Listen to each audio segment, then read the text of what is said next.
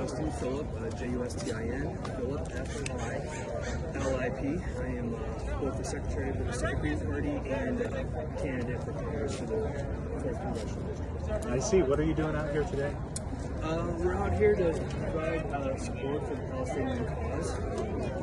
We're just about 2 years into a genocide right now, and unfortunately, we haven't seen many policy changes over the course of the last 2 administrations. So we're just continuing to try to put the pressure on, and we're just part of the reason why we're running our campaign is for that very reason, is to shed more light on this issue and to remove people from power who've been complicit. Right. When you say remove people from power who've been complicit, tell me more. Well, specifically my opponent, Val Boyle, I consider her to be complicit for many of her votes, continue to fund the genocide by sending more weapons that have been used to murder Palestinians. She voted to defund UNRWA, the United Nations Relief Works Agency in Gaza 2 years ago. And she, at the last town hall, lied to her constituency when she told them that she had signed on to a block the bombs bill, which she signed on to 2 days after the town hall. 2 years, you said, of this. Ongoing, as you, in your sort of view, a lack of action from Congress. I mean, seeing the videos of what's happening in Palestine for 2 years, what effect does that have on you? Oh, it's extremely disturbing, sad, infuriating, lots of emotions. Just utter disgust at our government for enabling this killing by sending them the bombs they're using to do it, and the stubborn unwillingness from our elected representatives to stand up and say enough's enough, and to use their positions and their platforms to try to bring an end to this. Public opinion among U.S. voters has shifted over the past 2 years, and especially sort of since some of the hunger issues became more prominent in terms of sympathy for Palestine versus Israel. And I'm sure you've seen that among Democrats. For you, seeing that and then seeing the slower shift among actual political leadership, that disconnect, how do you view it?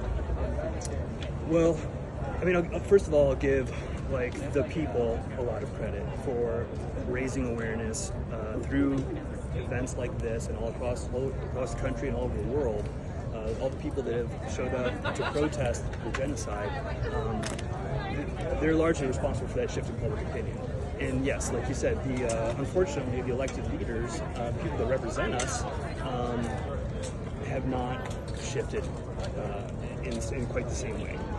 You'll hear a lot of rhetoric come out of them, words of sympathy, but what we're looking for are concrete actions that are going to end the genocide. And that means ending U.S. aid to Israel. That means using the leverage we have as a country that funds Israel to put the pressure on and to force them to stop it. We are the most powerful country in the world. Our military spending is more than the next 9 countries combined, 7 of which I believe are our allies. So, I find it very hard to believe when I see us invade countries in any country we want to, bomb any country we want to, that we are incapable of getting aid through in Israel or to stop this. I just find it unbelievable. It's incredulous. They are lying to our faces, and I think they leave us no other recourse than to remove them from power. Let's see. 2 years in now, you're running for Congress, but that'd be another 1 year and change more. Right. Is it too late to stop what's happening? Unfortunately for a lot of Palestinians, it is too late. Depending on what estimate you look at, there's some estimates that say that 600,000 Palestinians have been killed, or at least missing. So, for a lot of Palestinians, it is too late, but for many that are still alive and still struggling over there, I think we owe it to them. If I was them, if I put myself in their shoes, I know I would want the rest of the world doing whatever they can to stop it and to save whatever lives are left. You know, a lot of people here are masked. You're, of course, out here unmasked and a somewhat recognizable figure. You know, are you scared to come out here and protest, given, you know, terrorist designation of Antifa, you know, the crackdown on protesting, pro-Palestinian protesting among by the Trump administration? It's a tough one. I mean, I guess there's definitely a cause for concern. So I understand anyone's apprehension of wanting to reveal their identity, given the crackdown on speech and these kinds of protests. But you know, me myself, I'm not really scared. I mean, I'm in a somewhat of a privileged position. I'm a white male in the United States and have some protections that come with that. But we're here to stand up for the folks that are more vulnerable, and that's why we're here, and that's why we try to gather in numbers. We hope that safety comes in numbers. I understand there's been some threats in the community against this particular event, and that's one of the reasons why we were hoping to turn out so many people, so that to deter folks from, you know, taking some foolish actions. Sure. Is there anything we haven't touched upon that you think is important to mention? That's a good question. I mean, I guess, Nathan, I appreciate you interviewing me. You know, our perspective doesn't often make the news. As a third-party candidate, as someone who doesn't take corporate money, we're often ignored. A lot of times the media likes to pretend we don't exist. But we're the ones that have been standing up for this from the beginning.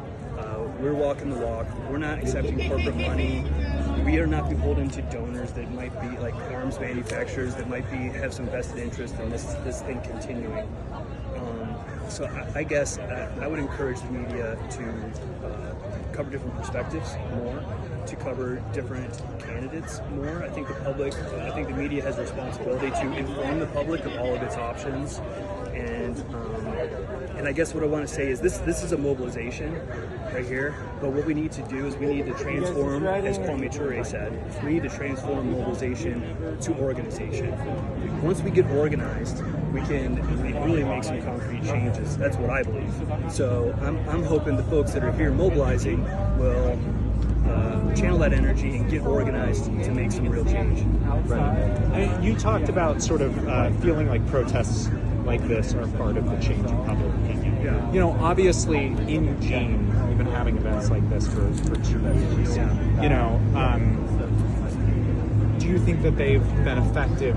Do you think that, you know, at some point, does it seem like, you know, it's doing protests and you know, what is the purpose? I mean, how do you sort of negotiate that in terms of continued action, even as this is continuing undeterred? Yeah, no, that's a good question. I think I don't know. I go back and forth on it all the time, but I do believe mobilizations like this are important for the reasons you already said, Nathan. Is like changing public opinion. First we have to change public opinion, then we can change policy, then we can organize to get different people in. It's a broken system that has gotten us here to this point. So mobilizations and marches and rallies by themselves are not enough, but they're an important piece. And I think we just have to go into these actions with an idea of what we're trying to accomplish, and we always have to ask ourselves, do our strategies align with our goals? I see. Well, thank you so much. I really appreciate it. Thanks.